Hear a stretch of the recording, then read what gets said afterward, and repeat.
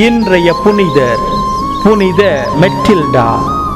இவர் சக்கன் என்ற பகுதியின் தலைவருடைய மகள். இவருடைய பாட்டி மடத்தின் தலைவியாக இருந்ததால் இவரும் மடத்திலேயே வளர்க்கப்பட்டார்.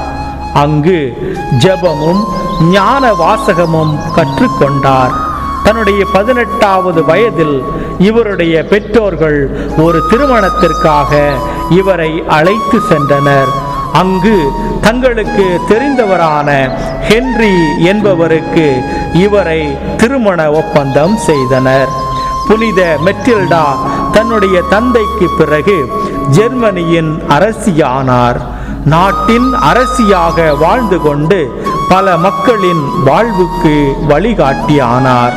23 ஆண்டுகள் தன் கணவரோடு வாழ்ந்த இவருக்கு ஹென்றி அரசர் எல்லா விதத்திலும் உதவியாக இருந்தார். அரசர் இறந்த பின்பு ஆடம்பரத்தை எல்லாம் விட்டுவிட்டு எளிமையாக வாழ்ந்தார். நாமும் எவ்வளவுதான் உயரத்தில் இருந்தாலும் எளிமையின் கோலம் பூண்டு ஏழை எளியவர்களுக்கு உதவி செய்து வாழ வரம் வேண்டுவோம். இறை ஆசீர் உங்கள் உள்ளத்தையும் இல்லத்தையும் நிரப்புவதாக. ஆமேன்.